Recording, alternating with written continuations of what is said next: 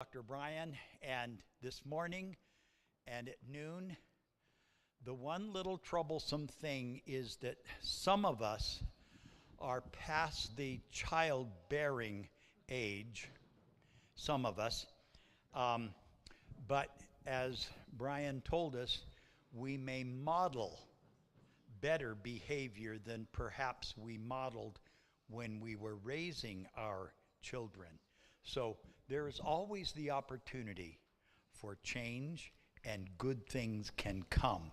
So let's bow our heads as we are ready to begin this afternoon's presentation. Heavenly Father, our souls have been watered, we have been blessed, and you have promised where two or three, and we have several dozen, who are gathered together in your name, and we thank you for being here with us.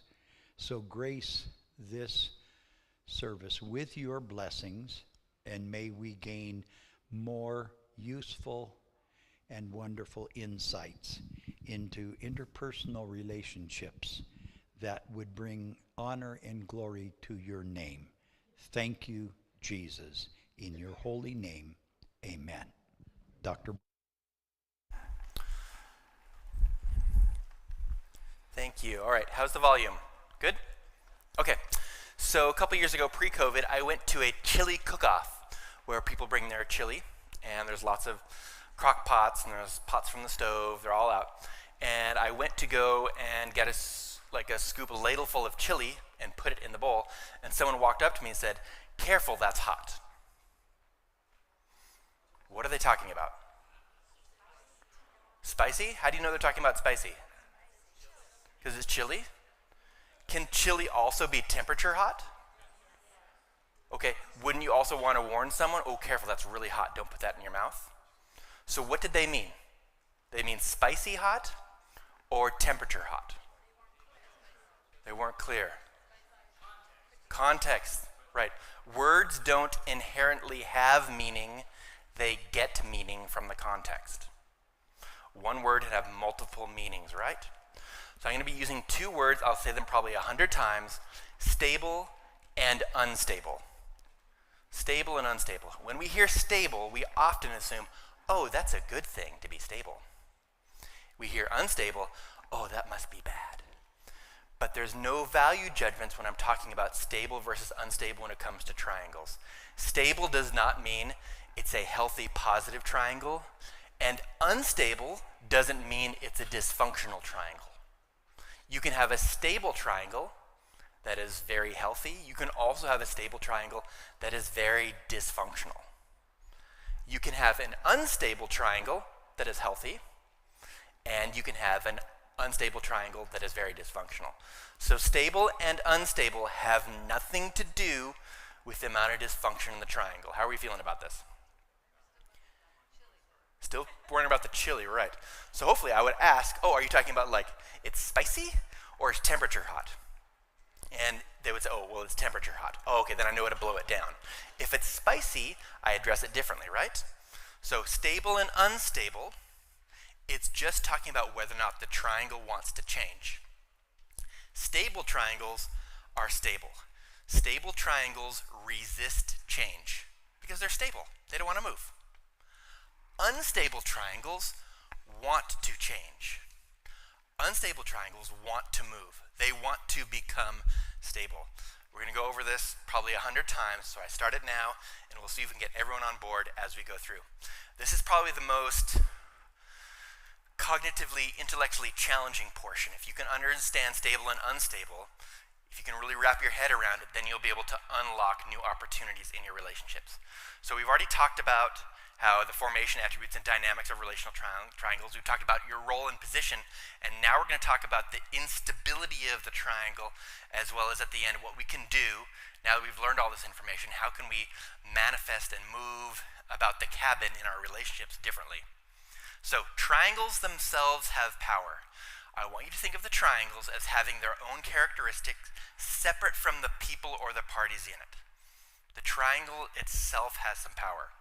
And stable triangles want to stay the same, and unstable triangles want to change. So what do stable triangles want to do? unstable triangles want to do? Change. Good. Okay, we'll see if we're on board with this. And if I say a triangle is unstable, does that have anything to do with the amount of dysfunction in the triangle? No. If I say this triangle is stable, does that have anything to do with the amount of dysfunction in the triangle? No. Okay, good. So dysfunction is not linked with stability when it comes to these triangles. So again, do the labels of stable and unstable describe the amount of dysfunction? No. It's just talking about whether the triangle itself wants to change, because stable triangles want to stay the same. Unstable triangles want to change. Unstable triangles want to become stable is what's happening. And stable triangles are resistant to change. Doesn't mean they can never change, but they are resistant to change. Two types of stable triangles. Remember, stable triangles want to stay the same. If I'm not a good teacher, hopefully repetition is going to help me today. Stable triangles want to stay the same, and unstable triangles want to change. And here are two options for stable triangles. On the left, we have three individuals, three parties, and the black lines indicate they all get along. This is one big happy family. This is a stable triangle. Doesn't mean it can't change, but it's resistant to change, because stable triangles want to stay the same. Good. The one on the right is also a stable triangle. We'll talk about this. Even though there's some unresolved tension in two legs of the triangle, this is still a stable triangle, because these two people on the bottom get along and they have a common enemy at the top. This is still a stable triangle. And do the labels of stable or unstable have anything to do with the amount of dysfunction in the triangle? No, they're separate from that. Good. Unstable triangles want to change, and there are two types of unstable triangles. The one on the left, there are two people who don't get along, but they both get along with the third person. And then the fourth triangle in the bottom right, nobody gets along with anyone else. So both of those triangles down here are in the very bottom are unstable triangles, and unstable triangles want to change. Good. Oh, I love this. This is good. So here's an example of a stable triangle. Three individuals who all get along. So this stable triangle is resistant to change. Doesn't mean it can't change, but it's more resistant, it's more robust, resistant to change. Abram, Hagar, and Sarai in Genesis 16 is a stable triangle. But this will change later on, right? This will change later on. But at this point in time, the sweet solution, I'm barren and I don't have kids. Hey, bring another person into this so that we can all move forward in our clear purpose of having a child. This is a stable triangle at this point in time in the narrative. Here's another situation, Exodus 2. So we have Miriam, baby Moses, and Pharaoh's daughter. We bring Jochebed into this, and all of a sudden, we have four triangles here. See that? On the top left, we have Jochebed, Miriam, Pharaoh's daughter. On the top right, we have Jochebed, Pharaoh's daughter, baby Moses. On the bottom right, we have Pharaoh's daughter, Miriam, baby Moses. And then on the bottom left, Jochebed, baby Moses, and Miriam. All of these are stable triangles. And in this situation, these are interlocking triangles. And because they are all stable, they are all resistant to change and also helping the other triangles stay the way that they are. Because if I change one leg of the triangle, let's say between Pharaoh's daughter and Miriam, if I change Miriam, if I say change that one triangle, all of a sudden, if I change the leg of that triangle from Miriam to Pharaoh's daughter, and I put some tension between Pharaoh's daughter and Miriam, what's happening is I'm changing two triangles at one point in time. By changing that one leg, it affects two different triangles. So in this situation, every single triangle is stable. And stable triangles want to stay the same. Awesome, great. No bond is stronger than two co-workers who hate the same person. So me and my best co-worker, and there's a new co-worker, and we don't like that person, this is also a stable triangle. We get along, there's a new person who comes along we don't like. This is a stable triangle. And stable triangles, they want to stay the same. Yeah. Here's some more examples of this. I'm a Seahawks fan. I will always be a Seahawks fan. And I'm never going to be a Patriots fan. So I'm always against the Patriots. And I'm always for whoever is playing against the Patriots. Because I always want them to win. So this is a stable triangle. This is never going to change. Right? We have a clear enemy. We have a common enemy. This is a stable triangle.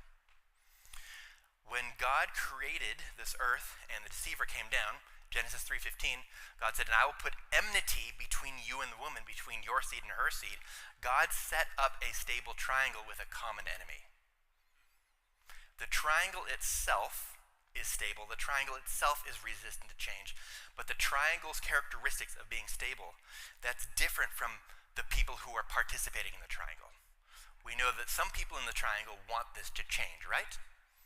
We know that Satan, the deceiver, wants this triangle to change, even though the triangle as it was set up was resistant to change. So Satan wants to change this either, like in fact, the way he was approaching Eve.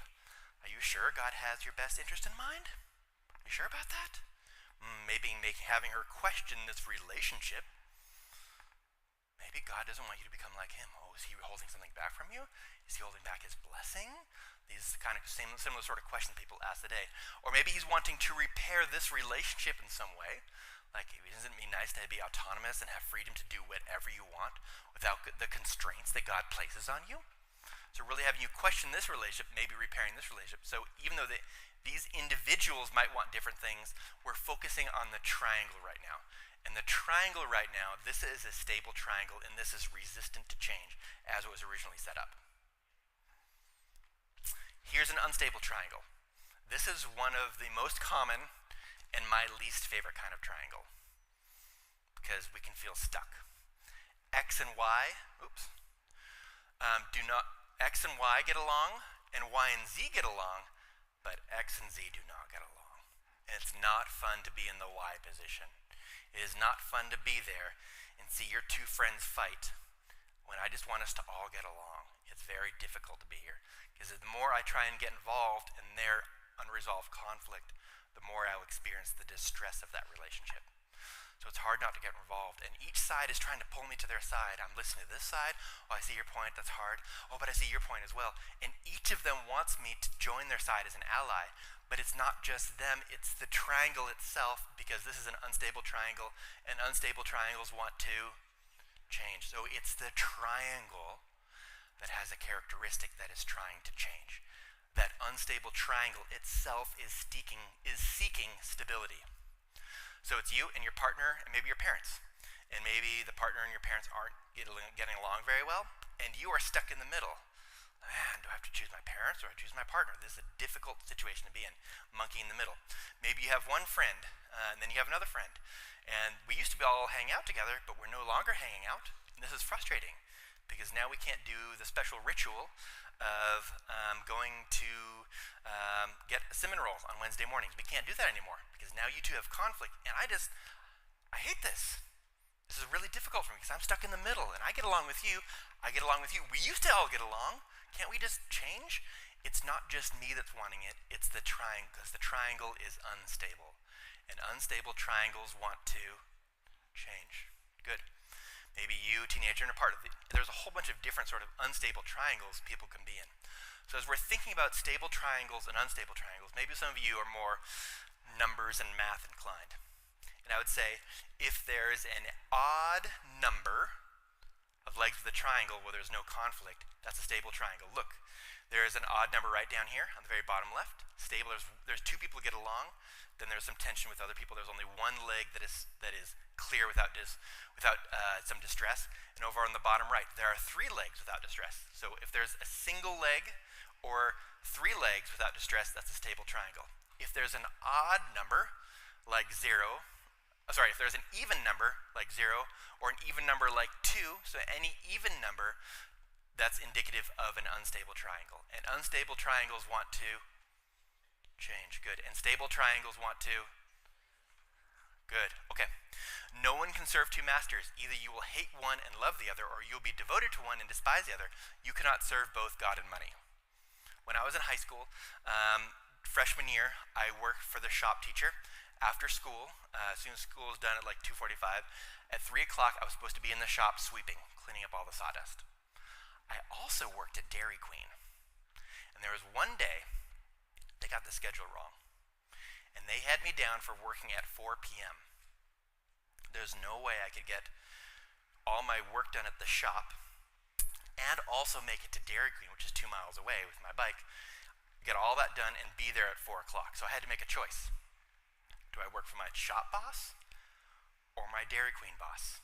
I was stuck in the middle, trying to maintain a good relationship with each of them, but each of them obviously wanted to stake a claim on my time, right?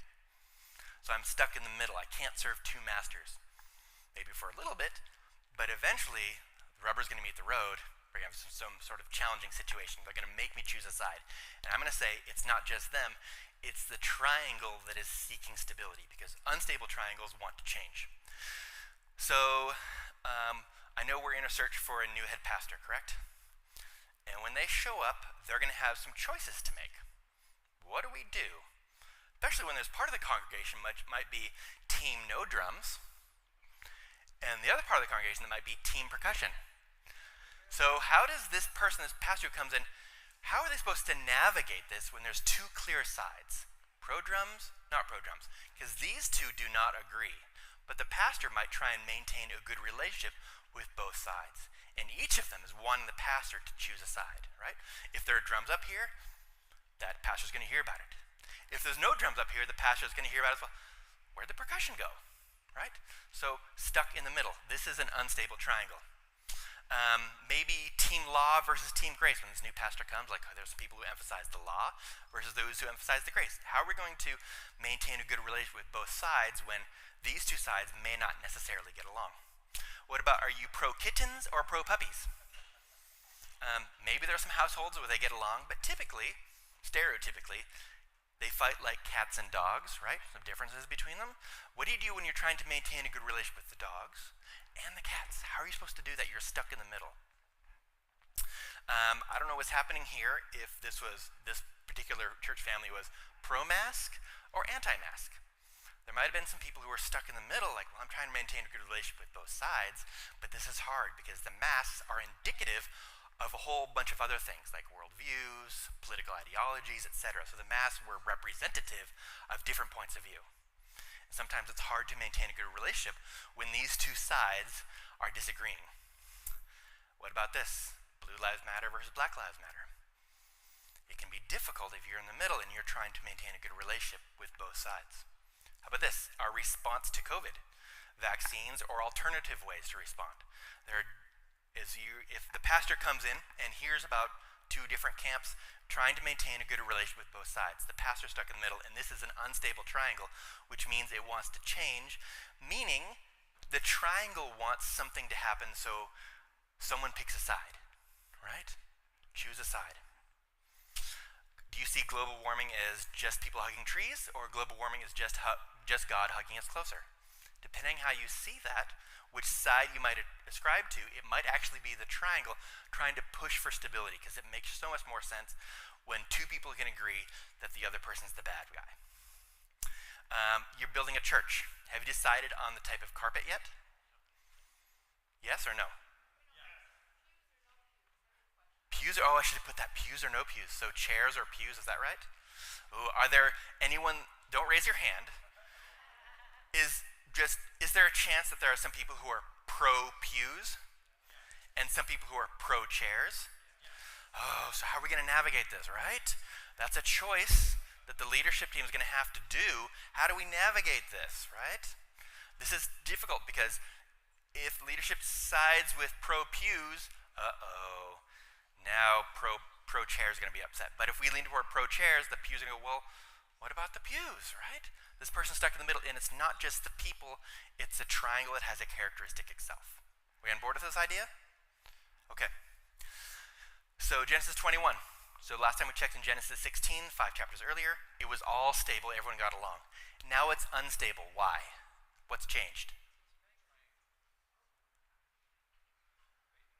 The baby. This morning we talked about how the addition of or the removal of a third party can change the relationship between two people. And that's certainly what happened, right? Hagar became pregnant, and even though the baby's still in utero, that has definitely affected the relationship between Hagar and Sarah, right? Even though the baby's not even out walking and moving, crying yet, that has still affected their relationship. This is triangles, like at the base level. Baby comes, it's clear Sarah wants to have nothing to do with the baby. She's not there at the naming of the baby. So this top triangle is unstable, but the bottom triangle is stable because Hagar and Ishmael, I'm assuming they get along, but they have a common enemy, Sarah. So one triangle is unstable, the other triangle is stable. We're going to flip this just so you can see the triangles can move just where the people are in it. So here's Sarah, Abraham, and Hagar. And this is an unstable triangle right now, because Abraham might be stuck in the middle. Here comes Ishmael, here comes Isaac. Let's see what happens to the family. So it seems like Abraham wants to have a good relationship with Isaac and Ishmael. Last night we talked about how Abraham is not a morning person. He gets up 3 times in his life, early in the morning, and they all have to do with his children. He's worried about their well-being. So Sarah, Isaac, and Abraham, so this triangle on the right side, is this a stable or unstable triangle? Yeah, good. This is a stable triangle. Good. How about over here? Hagar at the very bottom. Hagar, Ishmael, and Abraham. Stable or unstable? Oh, good, good, good. Hopefully we're feeling a little more confident about that. But we know that there's some conflict between Isaac and Ishmael because Ishmael is caught Isaacing Isaac, teasing Isaac. There's some sort of tension there between them. So Abraham, Isaac, and Ishmael, this is an unstable triangle. If you've ever had children, more than one child, sometimes they fight once in a while. And as the parent, you have to navigate this. So what do we do? Do I choose one side? Do I help them resolve it? You're kind of stuck in the middle. Sarah and Ishmael, it's clear that she's not like Ishmael. So this triangle on the left-hand side with Hagar, Sarah, and Ishmael, this is a stable triangle. Likewise, Sarah and Isaac are together, and they have a common enemy, Ishmael. So that is also a stable triangle. So there is some stable triangles and some unstable triangles all happening at the same time in this family. Do we see this? And this is a mess. Oh. Ugh. So what is Sarah's eloquent and beautifully packaged solution? Get rid of him, right? Right? I don't want to deal with this. This is just a mess. So the solution is, so much better, right? Right? And we learned that just because someone leaves the family doesn't mean that the tension disappears, right? It's still very present in this family and still is present thousands of years later. But that's her solution because I don't have to deal with them anymore. Future generations do, but I feel like I don't have to. Okay, because triangles are forever and can outlive the people in them. Our last kind of unstable triangle where nobody gets along with anyone else. So I'm thinking Laban, Leah, and Jacob. Nobody gets along with anyone else. This is an unstable triangle. And unstable triangles want to change. Unstable triangles want to change. Again, if you find yourself in a situation where you're up here in the top left, unstable triangle, and you're hoping to get all the way down here to the stable triangle where everyone gets along, you have to go through the gate of stable and then another unstable and then a stable. And sometimes people get caught right here in the middle going back and forth between unstable and stable. Because unstable triangles want to change, but they don't always want to change in the direction that we want them to. Sometimes the unstable triangle goes back down to the bottom left where now 2 people are mad at one person. And then if one person repairs their relationship, then we move back up to the stable triangle, and we might bounce back and forth between them, and never actually get to the bottom the bottom right, which is where everyone assumes we should be. So triangles themselves have power. Because of this, the triangles themselves will influence our interactions with other people. Sometimes we think that other people are just being obstinate, they're being stubborn, they don't want to listen. When in reality, we might just be in a stable triangle, and the triangle itself is resisting some of this change because that stable triangle doesn't want to change. Other times, we might be like, man, I really want to make some changes, but I'm not sure how. And if we happen to be in an unstable triangle, unstable triangles want to change, so that might actually be an opportunity because the triangle itself is seeking change. We might be able to ride on the triangle's coattails to move towards some change we're looking for. At this point in time, you might be thinking, I don't really understand the difference between stable and unstable triangles. And at this point, I'm even afraid to ask because we've been all collectively answering stable, unstable, want to change, want to stay the same. So we're going to have some opportunities in our small groups. Get in small groups of 2, 3, 4, 5 people. Try and answer these questions. What is the difference between stable versus unstable triangles? Can you draw or provide an example of a stable triangle? Can you draw or provide an example of an unstable triangle? So go ahead and try and answer these questions.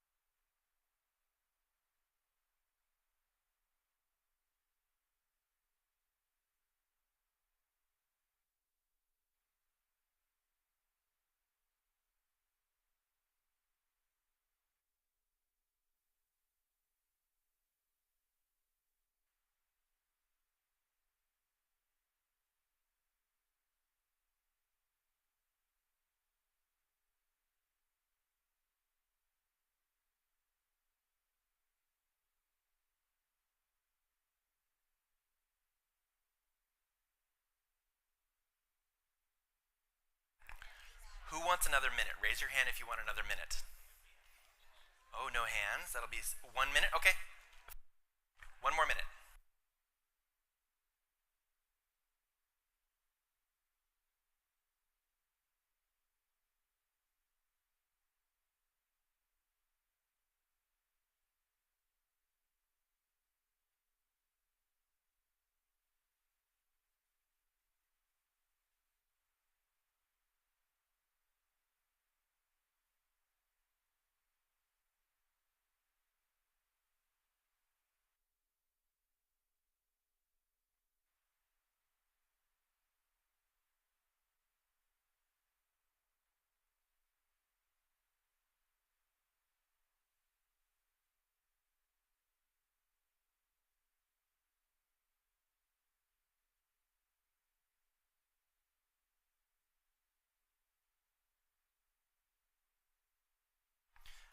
All right. Someone help me out. What's the difference between stable and unstable triangles? Is that a hand to answer that question? No, you wanted to ask a question. Well, I'm in charge right now. So, what's the difference between stable and unstable triangle? Someone help me out. No, no, no. Minus 100 points. What's the difference between a stable and unstable triangle? The energy to change. Okay, tell me more. One's odd, one's even. Okay, we're circling around it. This is good. We're getting closer. Oh, I didn't do a good enough job explaining this. In a stable triangle, the parties are going to just say it's fine. We are so close. It's the triangle is going to say that. In a stable triangle, the triangle itself, not the people in them, but the triangle itself does not want to change. The triangle itself is resistant to change. In an unstable triangle, the triangle itself wants to change. This is separate from the desires of the people in the triangle. It's this alternative entity. It's the triangle, and then we have the people over here. The triangle itself is trying to seek some sort of resolution. The triangle itself, that if it's stable, it's going to be resistant to change. Doesn't mean it can't change, but it's more resistant. If the triangle is unstable, the triangle itself is seeking for change, which is different from the people in the triangle. So if the triangle is seeking change and it remains unchanged, who's putting the energy into the system to keep it from changing? All right. So if the triangle is seeking change, but it's not able, so if it's an unstable triangle seeking change, but it's not able to change, the people in the triangle are bearing the load of keeping the triangle there because they're not willing to sacrifice their relationships to capitulate to the triangle's desire to change. You really need to see the triangle as having its own desire. It does not want to be unstable. It's seeking stability. And so sometimes we're feeling the pressure of the triangle, but we think it's actually the other people. But it's not the other people, it's the triangle that's seeking change. It feels uncomfortable to be in an unstable triangle. It's not a fun situation.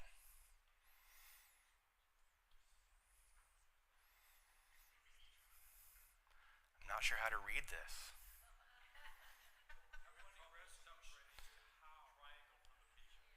Wait, say it again? Yeah, okay, but at least we're there, that we know there's a difference, right? There is a difference, the triangle compared to the people. The triangle has its own desires, does not care about the people in it. The triangle feels unstable and it seeks stability.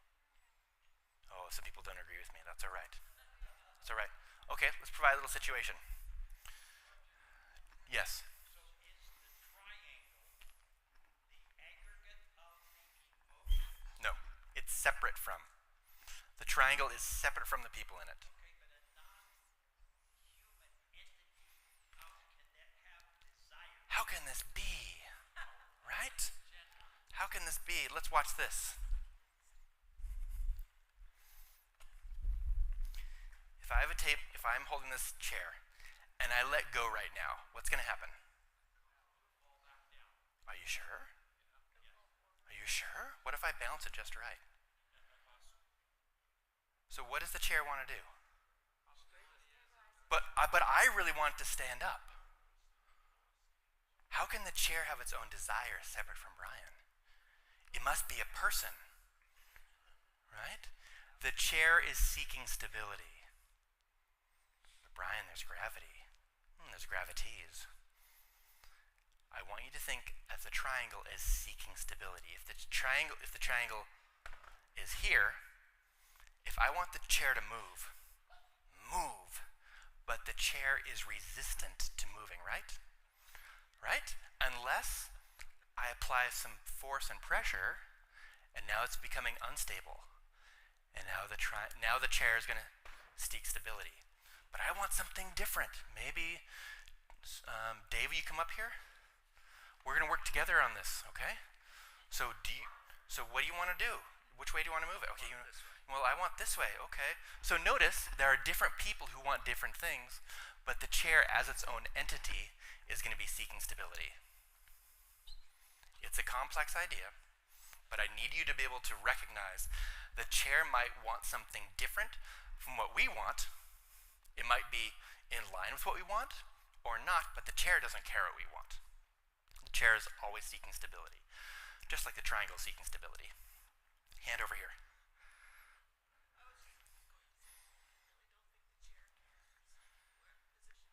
You don't think the chair cares? You don't think that, so we have someone who doesn't think the chair cares. But in its nature, what does it seek? It seeks stability. If we talk about it as a property instead of a desire, is that easier to fathom? The chair has a property of stabilizing itself. Gravity has Okay.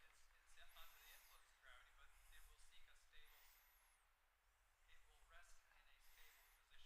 You can have Okay, so there's a chance that we might just have to suspend reality for a little bit to hear what Brian's saying, but you don't have to agree with me, and I'm okay with that. Yes?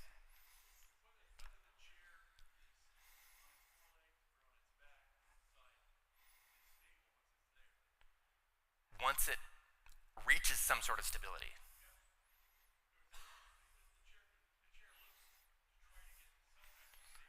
Right, the chair is looking for stability.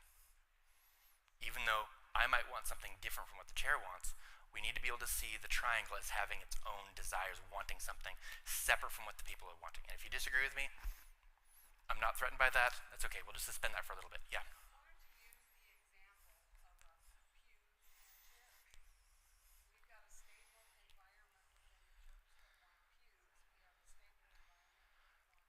We are so close, but it's not. I would prefer to use the stable and unstable language to talk about just triangles themselves, nothing outside of that. So let's go to,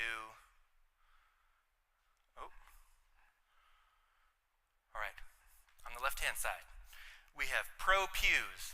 Say, go pews. There we go. On the right-hand side, we have pro chairs. Say, go chairs. Okay, so it'd be really nice if we could all come to an agreement, right? Why would it be nice? Because what? It would lower the anxiety. Then we'd all get along. Let's just choose a side, one way or the other, right? Well, where is that pressure coming to just choose a side, to just pick a side? Where's that coming from? What? Okay, raise your hand and speak really loud. Where is the pressure to just pick a side and get over it? Where is that coming from? I'm saying it's the triangle. The triangle wants this. Because if we could just pick a side, we're not doing pews, I'm sorry. We're doing chairs. Majority voted. This is what we're doing. We signed, sealed, collected, we're done. Sorry. Now we've signed it. Now we have a decision. This is where we're going. Sorry. Train's left the station. Don't have to deal with that decision anymore. It's because we don't want to keep staying in limbo, having these two options. It'd be so much cleaner if we just pick one and move on. But then, one group is going to be upset about this, the fact that we chose chairs or pews. So the triangle finds stability, but people in the triangle may not like the result. We may not like how the chair tips over. All right.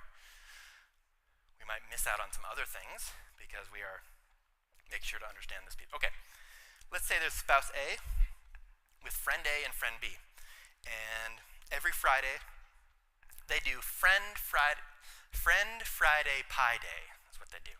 Friend Friday Pie Day. And spouse A, who's one of the friends, with friend A and friend B, they always go out for pie on Fridays. Oh, they look forward to this. They go to Pie Day, but something happens at some birthday party, something happens at church, I don't know what it is, but suddenly friend A and friend B don't get along anymore. Now spouse A is no longer able to do Friend Friday Pie Day because friend A does not want to be in the same room as friend B. So what do? Luckily, we can do Friend Monday Pie Day with one friend, and then Friend Friday Pie Day with the other friend, but we don't all get together, which is what we really want to do. We want to have this ritual of meeting all together because these two people don't get along anymore. Friend A and friend B are not getting along. So what does spouse A do about this? She's been trying to help both sides, or it could be him, doesn't matter. Let's say he had his friends he gets together with pie with, and he's tried to help both friends, and he's getting really frustrated. Because is this stable? Is this triangle stable or unstable? Unstable. This triangle is seeking stability, right? Spouse A would like these two friends to just get along, right? If we just all get along, then we can all have pie on Friday again. That's what I want. Friend A wants spouse A to choose their side. Can't you see how they mistreated me? How can you still be their friend? Because when you're their friend, what does that mean about our relationship? Friend B might say, you can't listen to that person. Join me. They're overreacted. Like, let's just do our pie thing. If they don't want to join us, that's on them. Choose me. So each of them is wanting the spouse to choose their side. So what does spouse A do? Yeah, has a little conversation with their spouse. I don't know what to do in this situation. We can't have fun Friday Pie Day anymore. What do you want to? What should we do? Spouse B says, oh, good, I was born for this moment. I like friend A. I've never really liked friend B. So the decision is clear, right?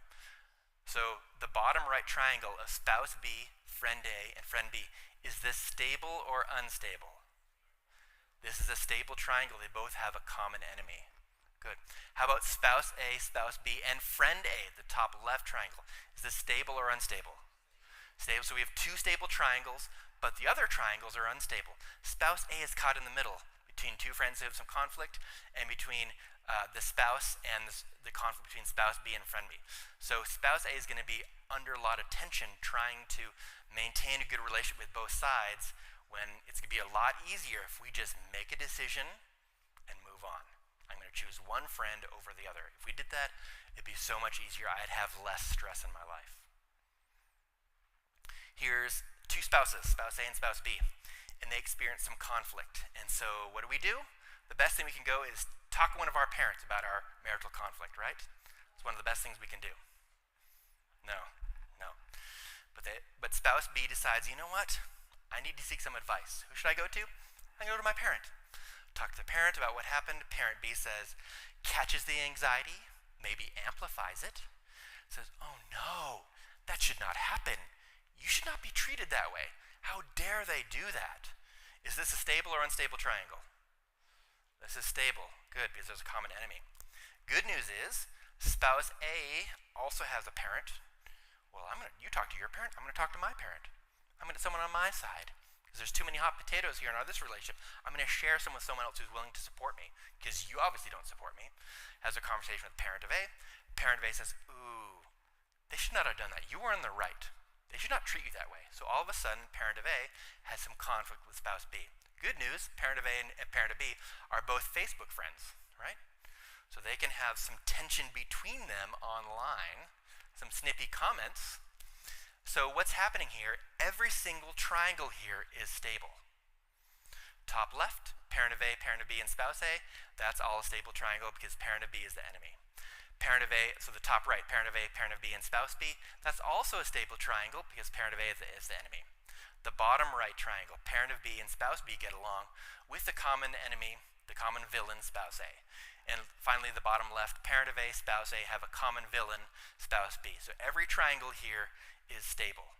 And notice it's down family lines. Do you see that? lot of our conflict comes down through family lines, all right? Pick a side, choose a side. Hopefully, spouse A and spouse B are able to maybe get some support, seek some professional help, and all of a sudden they repair their relationship. In repairing their relationship, they are changing the nature of two different triangles. Because two triangles share this bottom leg of the triangle down here. It's the triangle on the bottom left and the triangle on the bottom right. So what's happened now, this triangle is unstable in the bottom left, and the bottom right triangle is also unstable. So maybe spouse B says, you know what? Dad, Mom, parent of B, like, we got over this months ago. You don't have to keep asking about it. Like, it's water under the bridge. Don't worry about it. And parent of B is like, well, I just don't like that they mistreat you this way. Like, they should have been more respectful. We worked on it. Don't worry about it.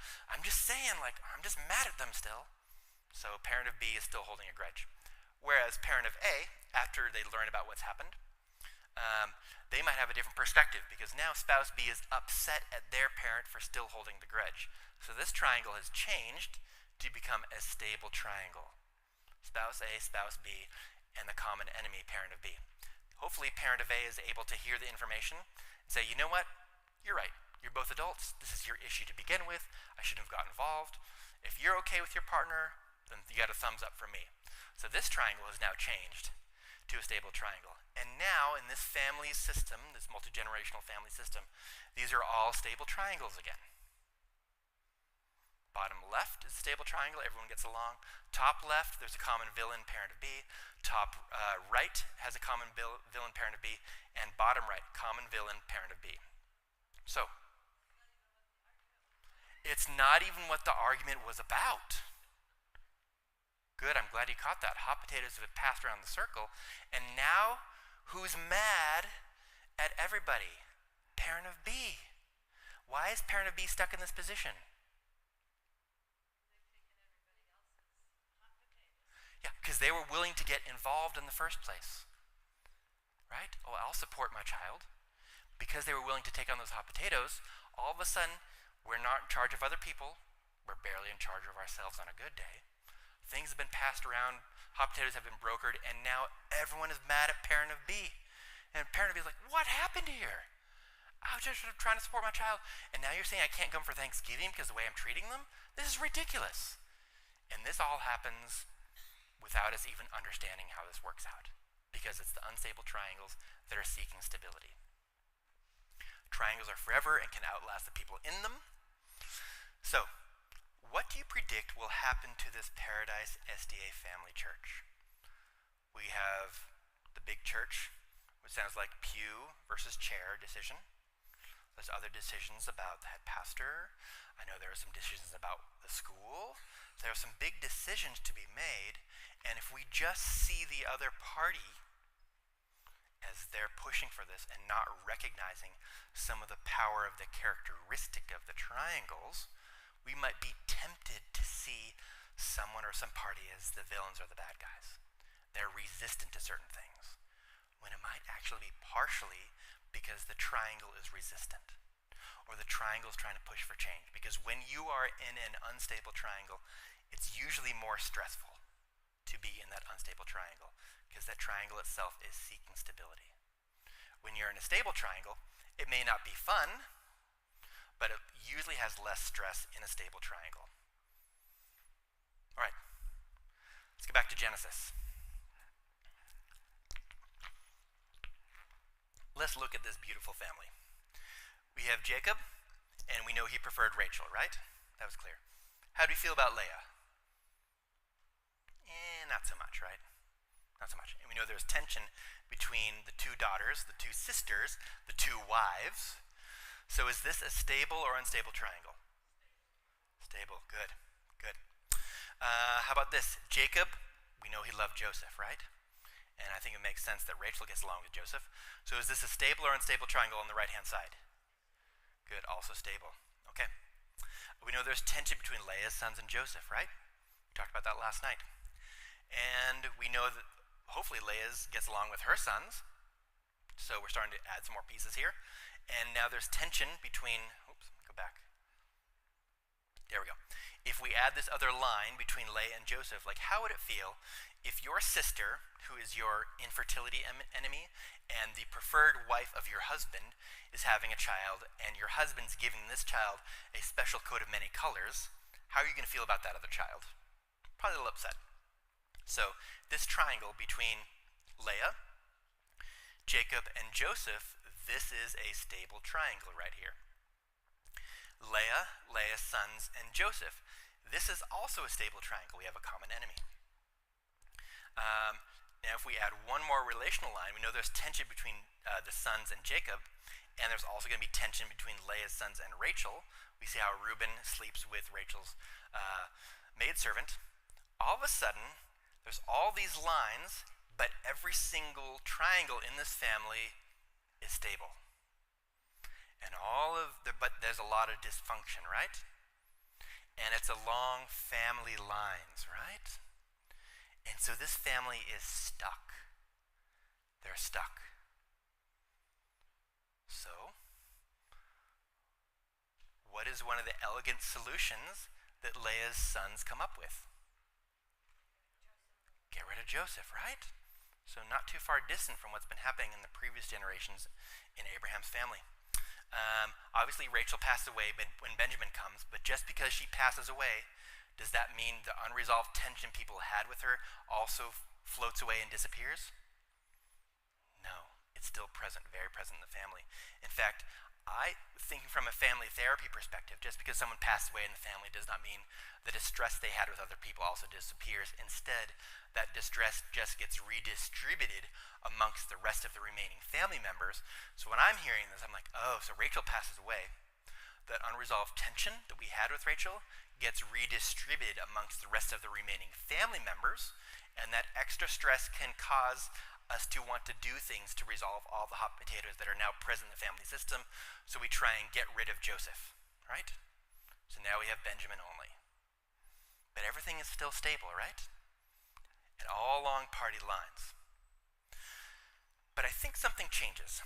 If you were here last night, we talked about how Joseph, the second time the brothers came down to get some food, because there was a famine in the land, and he put the food in the sacks, and he hid the divination cup in Benjamin's sack. It says the boys are going back to Canaan with all of their food. Joseph, the viceroy of Egypt, sends his servant after them to stop them and says, whoa, whoa, whoa, back up the truck. Someone stole the viceroy of Egypt's divination cup, and we suspected you were spies. And the brothers are saying, there's no way. You can look in all of our sacks. That's not happening. So the servant looks in all the sacks, and lo and behold, he comes to Benjamin's sack, opens it up, and there's the viceroy of Egypt's divination cup. At this point in time, the brothers tear their clothes, right? They tear their clothes. And this is a litmus test that I think Joseph is doing to test what's going on in the family system. Because if the brothers did not like Benjamin, they could use this as a great cover story to say, sorry, buddy, you took the divination cup. You got to go back to Egypt. Bye-bye. And they go back and talk to their father. Sorry, your other favorite son was also taken, and there's nothing we could do. He's gone now. Instead, they stand up for him. They rally around him. You're not just taking him. All of us are going down to Egypt. So why is it now that these Leah's sons are trying to protect Benjamin, whereas before they weren't?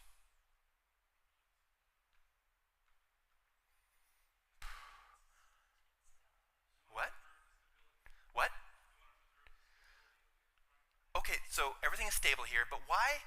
It seems like these sons are sticking up for Benjamin as if this line has changed. Why is this potentially a straight line when Joseph is testing the family system? How did we get here? They promised their dad, okay.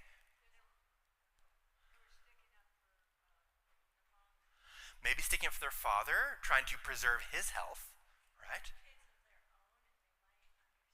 They had kids of their own, maybe they might understand better, okay, good, yeah. And the Pharaoh, right?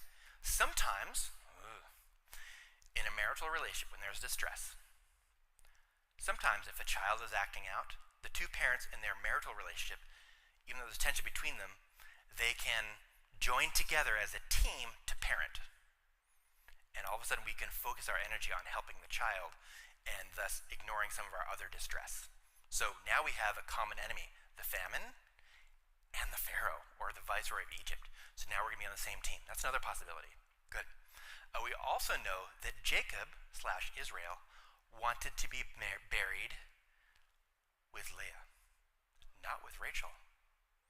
He requested to be buried with Leah, not Rachel. So something has happened between the start of the story compared to the end of the story. So we don't know. It's not clear. The constellation is not fully planted. It's like I'm looking up at the sky and I'm saying, oh, that's Ursa Major, because I see 5 stars. Here's what I think is happening. Rachel's passed away. So for a while, Leah still has some competition because her sister and the favorite wife is dead. How do you compete with that, right? But I think something might have happened between now and then because Jacob requests to be buried with Leah. So there's something that has repaired in this relation. I don't know how or when, but something has repaired there. And we know at the time when Joseph is testing the family system, something has repaired between the sons and Benjamin. I don't know how we got there, but my guess is something happened where these triangles suddenly became unstable, and maybe Leah's sons, now they wanted to protect their father instead of just deceive their father, so something has changed there as well.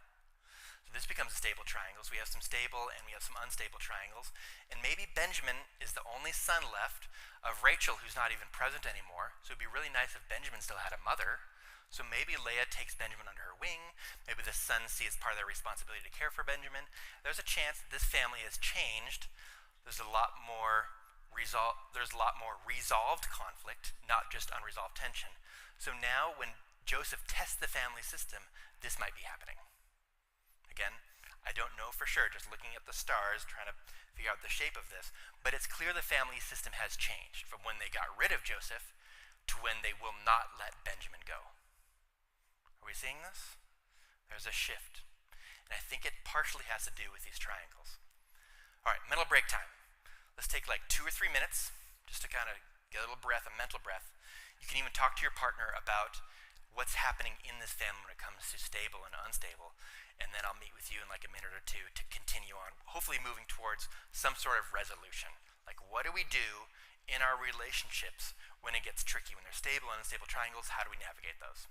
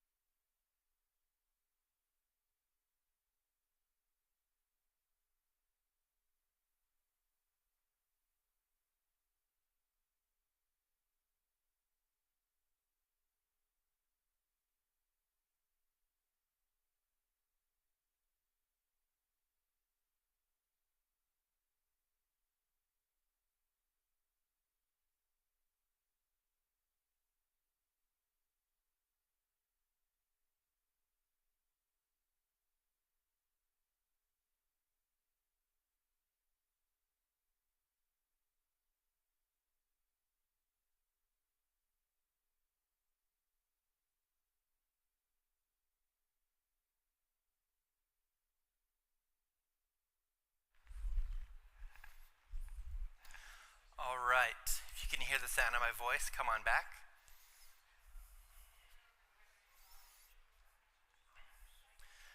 We're going to try and find some sort of resolution to all of this. What can we do to navigate these relationships differently now that we know a little bit about triangles, what they are, how they function, our roles in the triangles, our positions in the triangles, whether triangles are stable or unstable?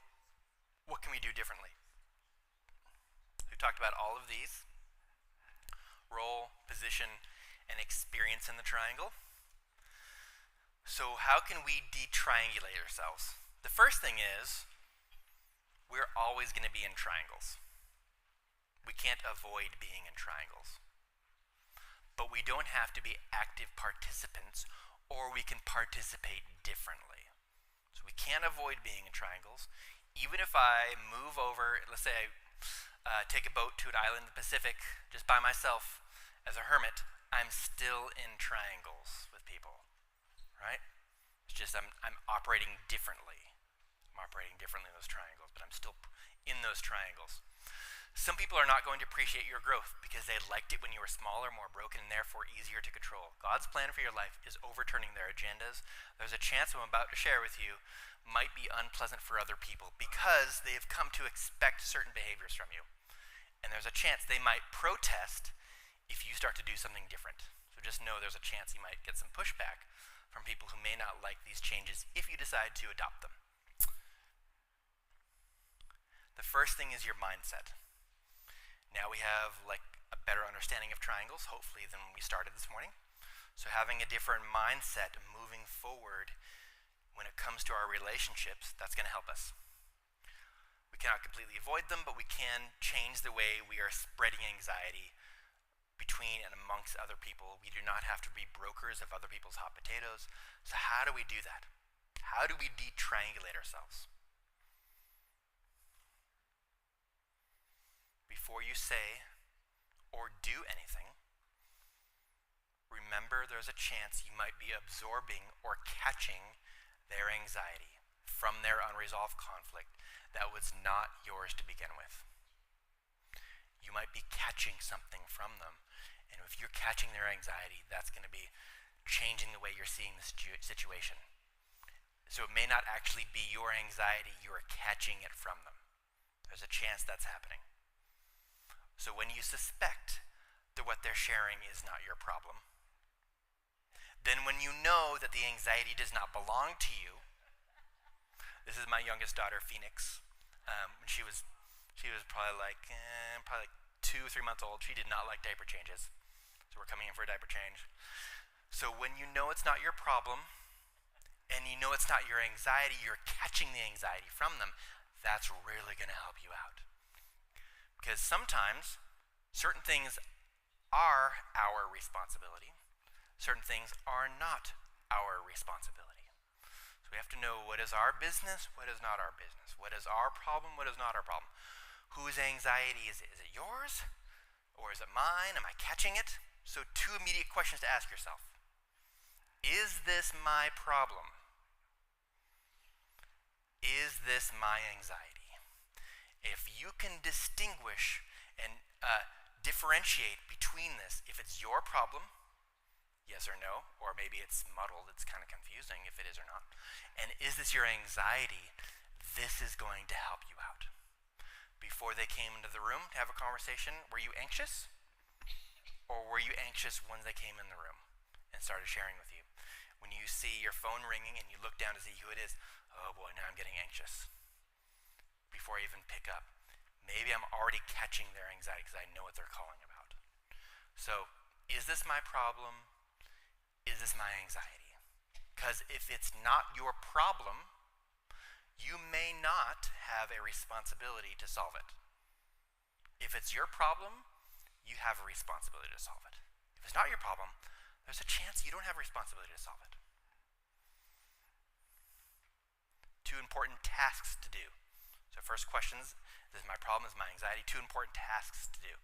Sketch out the triangle. Draw out the triangle to see where you are in that triangle. Is the triangle stable? Is it unstable? What's happening here? Am I on the outside? Am I on the inside?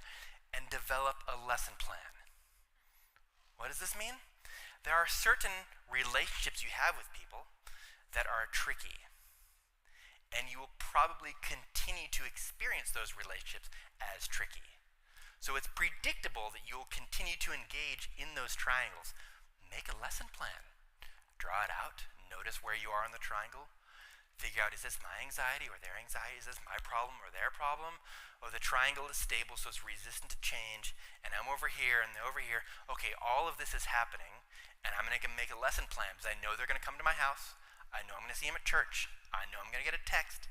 Someone's going to contact me on Facebook. I'm going to interact with them, and if it's not my problem, it's not my anxiety, I can operate differently. How are we feeling about this so far? Is there a hand here, or a half hand, a full hand? Full hand. If I see that it's not your problem, I'm going to see to it that you realize that it is your problem. I'm going to make it your problem. Oh, I'm going to make it your problem. If you don't agree, so if Dave comes to me and I'm like, it's not my problem, well, I'm going to make it your problem, right? Okay. There are certain situations when it comes to work and career where you have certain responsibilities. In fact, you might be paid to deal with problems. In your personal life, you might have some responsibility. If you have young kiddos to care for or dependents that need support, you might be partially responsible for them. But if there are adults, you may or may not be responsible for solving all of their problems. And sometimes we take on other people's hot potatoes when maybe it's not our job to take on those hot potatoes. So what do we do in those situations when people come to us with problems and they want some support? What do we do? Because we do not want to be cold-hearted robots. Sorry, can't help you. That is your problem, not mine. I'll see you later, right? That's not what Brian is saying. But typically, we're more open to accepting hot potatoes, and I'm suggesting we should probably be a little more hesitant. We don't need everybody's hot potatoes. So what do we do when someone comes to us? The first thing is have this mindset that I am on the outside. I know what's happening. They're trying to rope me into their distress. They need some support. They need some help. But I know the more I get involved to try and help them resolve their distress, the more I will experience the distress of their relationship. And once I do that, I'll get muddy gloves, I'll lose my outside perspective, and I'm not going to be near as helpful if I get caught into their little swirl. I also don't want to make a judgment or take sides or keep secrets, because as soon as I start keeping a secret, all of a sudden I've joined into the triangle. I'm going to hold this secret for you. I'm going to carry the weight of this secret. And the other person doesn't know I've had that secret, and all of a sudden we are in an unfair relationship because they don't know this is happening. And now I have to keep the secret. Boy, do I keep the secret forever? Do I share the secret? And if I share and divulge the secret, the person who shared it with me might be upset. So I'd suggest staying away from secrets if possible. Next, I want to try and be an anxiety dampener. Remember, you can generate anxiety, amplify anxiety, or dampen anxiety. I recommend try and practice being anxiety dampener. Because just like you can catch their anxiety, and unresolved tension can pass like hot potatoes from person to person to person, calmness can also be contagious. If people are calm, that can also spread around the room. Just kind of lower the intensity a little bit. And now your thinking can be unhooked from your emotional reactivity. Recognize where you're located regarding the stability or instability of the triangle. Go into this with a clear head. If you have a lesson plan and you know how these things typically operate and how they play out, go into the plan and say, okay, I know what's going to happen. They're going to try and pitch to me that I need to take their hot potato, but I know it's not my hot potato. I know it's theirs, but they're so used to giving it to me, and I'm so used to accepting it that this has become the new pattern. Maybe I should do something different. So here's the payoff. Here's why you're paying me to come here to share this with you, Paradise SDA Church. This is the sweet stuff right here. From a neutral yet encouraging stance, you say stuff like this.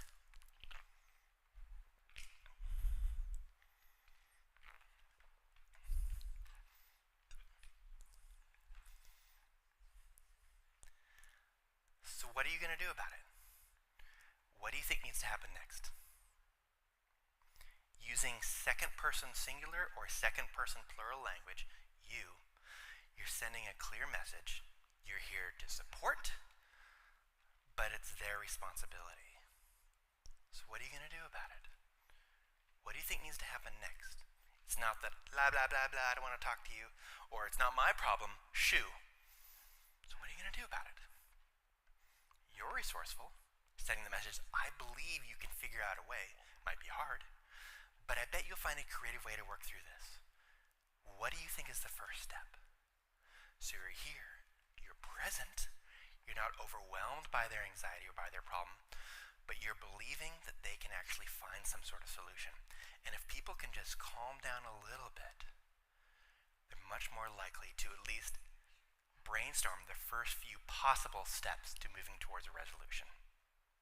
Remember how King Saul, when Goliath was on the field, David came in and King Saul tried to put his armor on David, and David did not want that?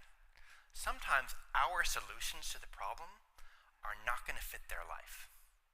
And if we try and offer a solution, oh, do this is going to help you, and they go out to battle in your armor, and they get clobbered, who are they going to be mad at? Me, because I've just said, this will work. Here's the magic bullet. This will work. And in doing so, they take it, they apply it, it doesn't work, and then they're mad at you because it didn't work like you said. You sold me a lemon, right? I see a hand over here.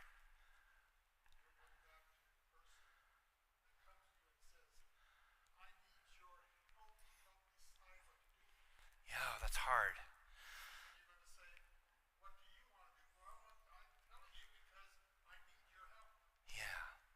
Yeah, this is a hard situation. So if someone comes to me and they're forcing me to give them an answer, what am I supposed to do? What's the first thing you would do?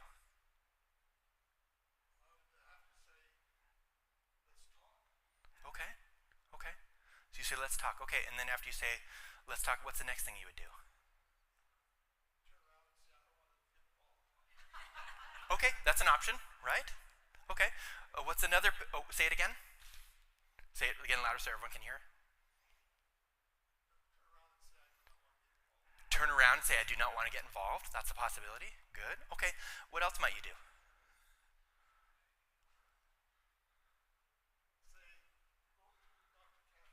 Go to Dr. Cafferky, right? Okay, good. Let's notice, in this scenario, I did just this, right? He wanted to find a solution. He wanted it like, hey, Brian, can you just give me something? And I tried to do the same thing, recognize it's hard. So what do you think you should do? And he already came up with some really good ideas, right? If you can just slow down and let the person share some of their own ideas, they develop some agency over this. Well, I know you're capable of taking course of action which will ultimately be in your best interest. What's the first thing you think you could do to help yourself? Really break it down, because sometimes the problem seems so big, right? Just what's the first step? The first step or two. And there's a chance that people are so overwhelmed that they literally have difficulty functioning, in which case you might need to support them a little bit, but really giving them an opportunity to work with some of their own challenges is really going to help develop their ability and their belief in their ability to handle challenges. I'm so sorry you're in this difficult situation, but I'm also confident that both of you can come to some sort of resolution. What do you think you need to get there? You're really helping them slow down because they're anxious, right? They're coming to share their hot potatoes, and the idea is if I can share my hot potatoes with you, then I will feel calmer after I get rid of my hot potatoes. They're seeking calmness. You can provide calmness without taking their hot potatoes. In fact, if you want to, if you have people who like to frequent your doorstep or frequent your phone time or like to bend your ear in their direction, you can imagine that you have a bowl or a basket or a bag or receptacle in front of you. And so when they're talking to you, you can, in your mind's eye, kind of hold your hands out like this. Oh, that's a big deal. That's really hard. Bonk, into the basket. Oh, this is so hard. Oh, I know. It's been going on for so long. Boink. And whatever they say, you're listening. You're not catching their anxiety, but it's bouncing off your hands into the basket. So what are you going to do about it? You try and remain calm. You do not need to pick up their hot potatoes. It's their hot potatoes. Boink, boink, boink. And when you're done with the conversation, all right, let me know what happens. These are their hot potatoes, and you leave them there. You don't take them home with you because they're not your hot potatoes. And even that can be helpful because just because someone is sharing some distressing information, sometimes we get activated and we catch their anxiety. But if we can recognize that this is not our anxiety, it's their anxiety, and we're catching it, we can be resistant to that.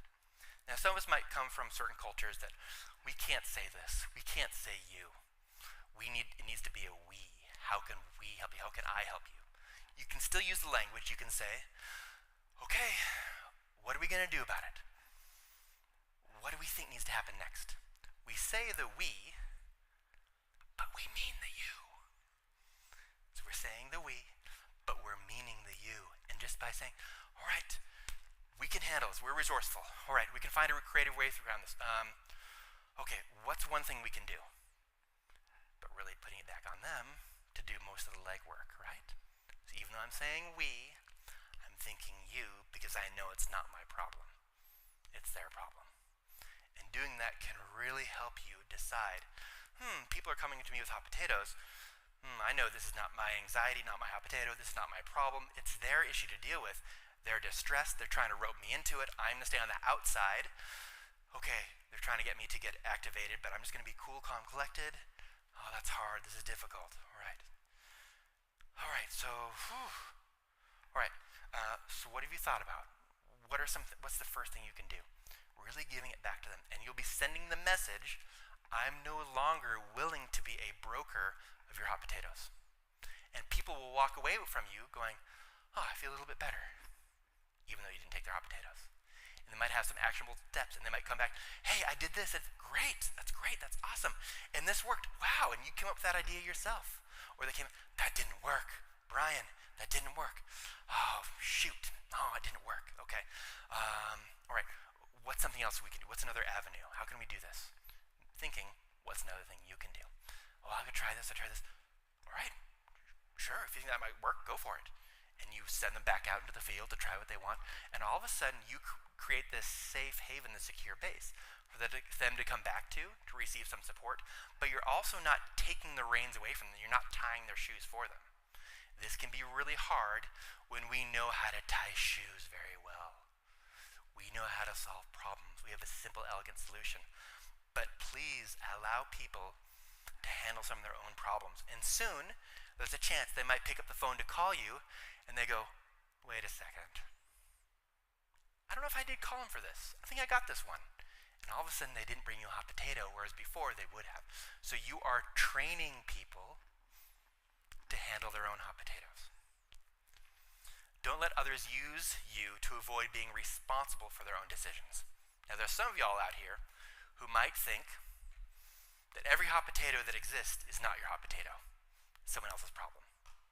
In this situation, you might need to carefully and prayerfully consider which hot potatoes are actually yours to deal with.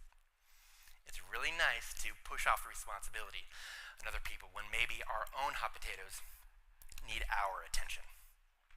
So if you're able to detriangulate yourself and do this successfully, then you'll become more aware of the pull of the group and the push of your emotional reactivity, and you'll be able to intentionally act in accordance with your values instead of emotionally reacting to the problem that's placed in front of you. And when you resist getting pulled into the triangle, you don't react to that anxiety, and you can respond in accordance with your values. So, if you're able to do this, there might be some underlying violated value that's at stake, or that's hurt, or that's at risk behind all this unresolved conflict. And if you're up in the mess, you can't see that. So you're not able to ask the question, what's really at stake here? Is it really about the chairs and the pews? Is there some sort of underlying value that's at stake here that's underneath this? And if we could come to some understanding or resolution of the underlying value, maybe that would help us have a better conversation about the pews and the chairs. Because it's not about the wood pews or the cushioned chairs, there's something else that's at play, right? Maybe you're like, no, Brian, you don't know anything. It's about the pews. It's about the chairs. My guess is there's some sort of underlying value that's driving our decision or our preference for the pews or the chairs. What do you say, subcommittee? Oh, it's what they mean. It's what they're read. I thought you said it to the subcommittee. Not my problem. Yeah, okay. So, remaining on the outside and remaining calm, you're not abandoning them. You're allowing them to have an opportunity to gain more mastery over their anxiety. Now, in some crisis situations, when there's safety, well-being concerns, you may need to step in to help, right? You may need to step in and help. You need to be smart about what that is. But you're not supposed to be on call for whoever wants to dump their anxiety on you, right? Your calm unwillingness to be roped into their triangle will model a new and better way of managing anxiety in relationships for the system. Other people will notice this. And if they can't get someone to grab their hot potatoes from them, they might go to someone else. And you're not in charge of other people. You're barely in charge of yourself on a good day, right? But at least you'll show them that we're not a hot potato slot meet here. I'm not willing to do that. I have enough on my own plate. That's hard. I'm also not going to catch your anxiety, because when I'm catching your anxiety, there's a chance that I'm going to solve your problem. So, explain it to Charlie. What can I do to detriangulate myself from a challenging triangle? How could the ability to detriangulate myself help my family or my church? Get in groups of 2, 3, 4, 5. Try and answer these questions.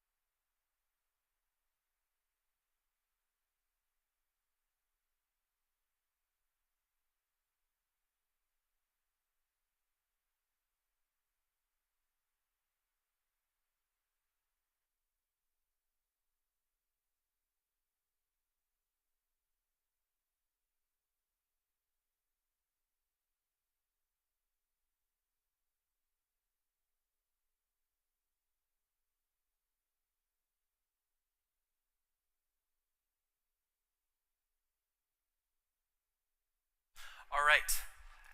Let's try and bring this to a close. Someone help me out. What's one possible thing you can do to help detriangulate yourself from a challenging triangle? Move to a desert island. Okay. I don't remember talking about that, but maybe in part 3 we'll talk about that.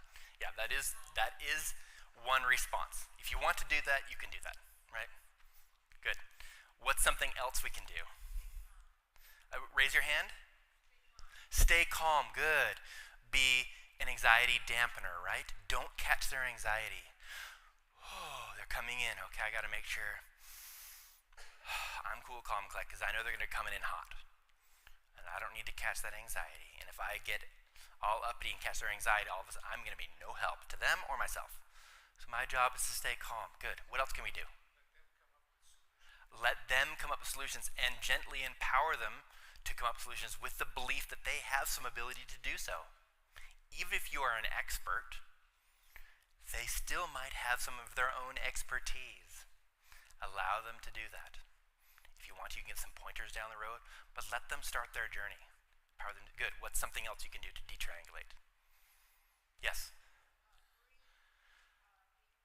Breathe deeply. Good. Breathe deeply before you say anything, because hopefully you're trying to access this parasympathetic response in your body to be calm. You don't have to respond quickly. If you feel like you have to answer real quick, you might be catching their anxiety anyways. So, you're slowing down the process so you don't catch whatever they're trying to give you. And then you're able to act and move and behave and speak in accordance with your values. Good. How could the ability to detriangulate yourself help your church or your family? Yes? You're not someone who is amplifying and adding to the problem that's already there.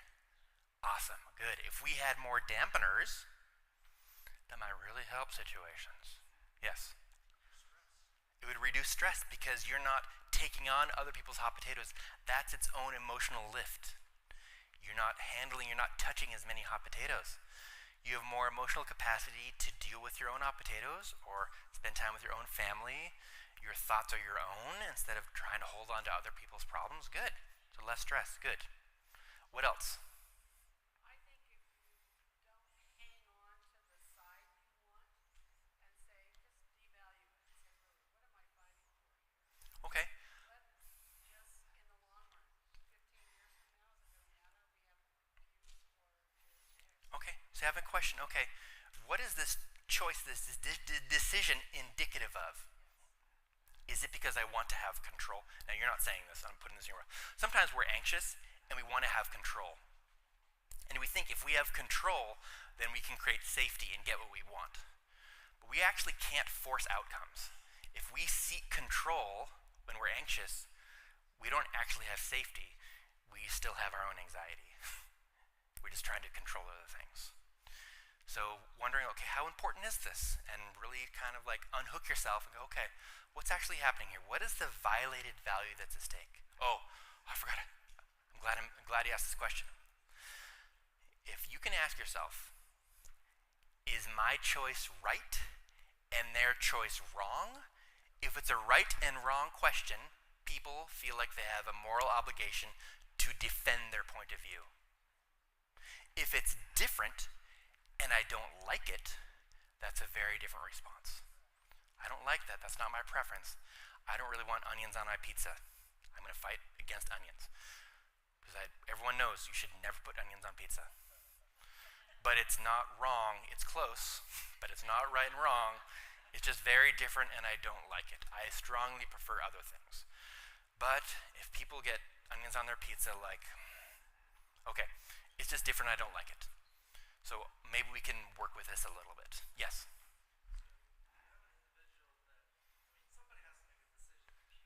Yep, someone has to make a decision.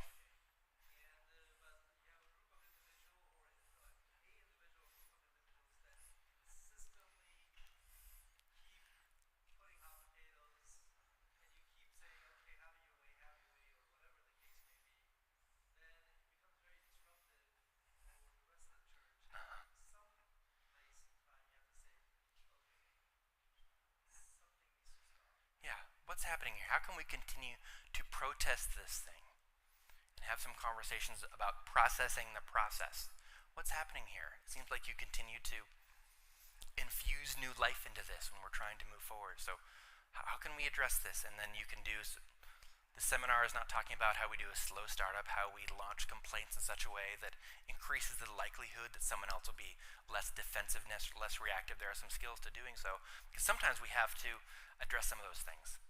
So we can't just let everything run amok, because other people's choices, there's a ripple effect that affect the rest of the people in the group, in the community. So we have to be smart about what things we address. We can't go around to other people's conflict and just try to tamp it all down every single time. In doing so, we're actually reacting to their anxiety. We do not want to catch their anxiety. All right, I'll entertain a few more questions. I do have to get out of here to catch my flight, but I'll stay for a little bit longer. If you have smartphones and you're able to see this, or in the back of your notes, I'm very interested in open and honest feedback. So if you're willing to give that to me, I would value that. I look at that every time. So give me whatever feedback you want to. Suggestions, input. It's up here. I think it's also on the back of your forms as well. I think I put it on there. Maybe it's on page 3. Is that on there? Or maybe I didn't include. Okay, great. Great. Last thing I want to share with you. Oh, sorry. Some people are still putting the phones up. I'll put it up here. The last thing I want to share with you is a little comic. On the top left, I finally found it after 15 years. The scroll of truth on the bottom left. You're catching their anxiety if you're solving their problem. So if you find yourself already solving their problem, you've already caught their anxiety. So be really careful about jumping in to solve their problems, even if you have a sweet, simple solution. Now there are times you might have to jump in and tie their shoes for them. Okay, screw along the way. But if this becomes a pattern, recognize this as a pattern. Go, okay, I'll be ready next time. Their shoe is untied, they want me to help. I'm going to be ready for them so they can tie their own shoe. All right, I think there were some questions about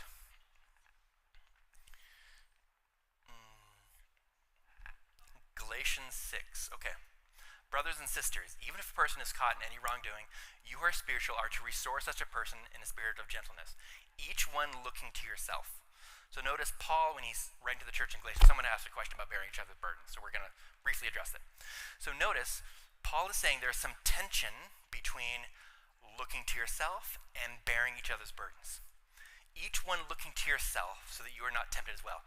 Bear one another's burdens and thereby fulfill the law of Christ. But he continues, for if anyone thinks that he is something when he is nothing, he deceives himself.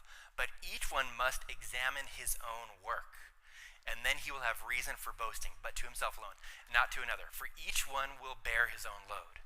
So Paul is saying, in a community, there's going to be some bearing each other's burdens. That's going to happen. But if you look at just numerically, he talks about each one bearing their own load, examining their own stuff more often in this passage. We need to deal with our own hot potatoes. We can't just be passing hot potatoes on to other people. And there are sometimes some people in some families that take advantage of other people's niceness and kindness and willingness to help them with their own hot potatoes. And sometimes we should be reflecting upon whose hot potatoes are we touching? Is it really our responsibility, or is it not our responsibility? All right, I'll stick around for questions, but let's have a little prayer. Is that okay? All right. Father God, we've been talking about relationships today and yesterday, and we know that you are the great counselor. We know you know the beginning from the end. We know you know our hearts and our minds and other people, and we are fickle, complicated human beings in tricky situations, and we do not always know what to do.